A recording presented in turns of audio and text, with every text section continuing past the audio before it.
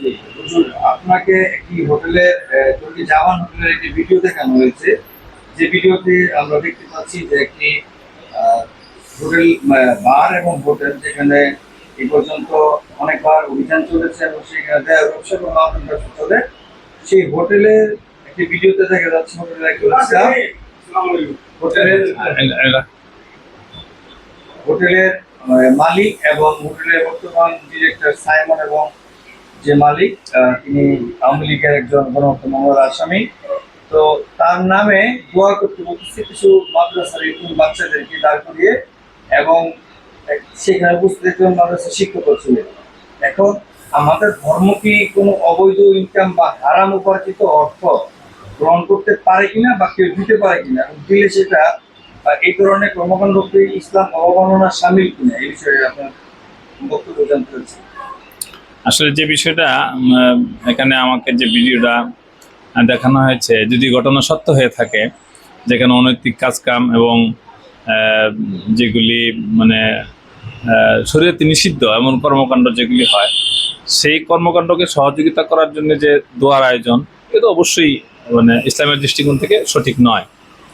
এবং সেখানে এটার উন্নয়নের জন্য, এটাকে মানে স্থায়িত্বের জন্য আল্লাহর কাছে সাহায্য প্রার্থনা করা, এটা সম্পূর্ণ মানে শুধুই মানে বৈধতা অবৈধ না, এটা মানে সবচেয়ে জঘন্যতম অবৈধ কাজ।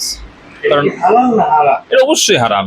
হারাম কাজকে সফলতার জন্য দোয়া করাও হারাম।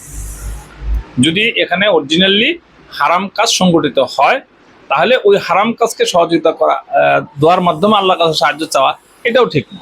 এখানে যারা এই খাবার বা অর্থ এই তিন বাচ্চা কোন শিশুদেরকে দাঁড় করিয়ে যারা ভিডিও করেছে এবং হোটেলটার সামনেই যেখানে অবৈধ কাজ চলে, এবং যারা এটা গ্রহণ করলো, এই বিপক্ষে কি সমান অপরাধী বা হারামের? আমি জানি না এখানে আসলে অবৈধ কাজ হয় কিনা। যদি তথ্য সঠিক হয়, অবৈধ কাজ হয়, অন্যায় গর্হিত কাজ হয়, তাহলে গর্হিত কাজ থেকে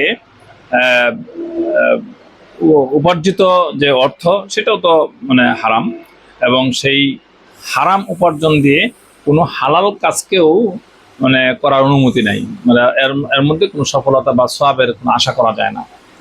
এই জন্য যদি ঘটনা সত্য হয়ে থাকে যে এখানে অবশ্য যদি গর্হিত কাজ হয়, হারাম লেনদেন হয়, হারাম উপার্জন হয়, তাহলে ওখান থেকে উপার্জিত অর্থ দিনের পথে ব্যয় করার দ্বারাও কোনো ফায়দা আসবে না। যারা এটা করলো তাদের কি, মানে তাদের কি শাস্তি হওয়া উচিত? অবশ্যই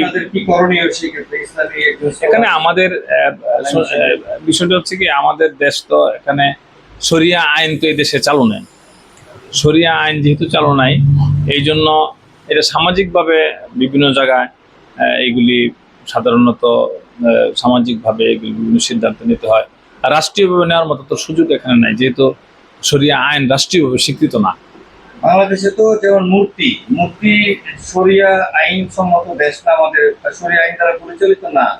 সেই ক্ষেত্রে আমরা দেখছি বঙ্গবন্ধুর মূর্তি নিয়ে হেফাজত ইসলাম সকল আলেমরা প্রতিবাদ জানিয়েছিল। সেই ক্ষেত্রে ওই মূর্তি যদি হারাম হয়, এখানে মদ বিক্রির টাকা এতিমখানা বা মাদ্রাসায় দেওয়া গ্রহণ, এই দুইটাই তো অবশ্য হারাম।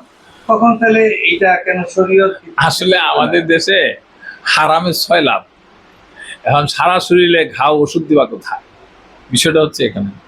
এই জন্য এইগুলির থেকে পরিত্রাণের জন্য সামাজিক আমাদের সংস্কার দরকার, সামাজিকভাবে আমাদের সকলের মানে সংশোধনে আনা দরকার। এবং আমরা যদি নিজেদের থেকে, প্রত্যেকেই নিজেদের থেকে যদি আমরা সচেতন না হই বা শরীয়ত সম্মত চিন্তা চেতনাশীল না হই, তাহলে এইগুলি সমাজ থেকে উৎখাত করা মোটেও সম্ভব না। এই জন্য আমাদের নিজেদেরকেই সচেতন হওয়া দরকার।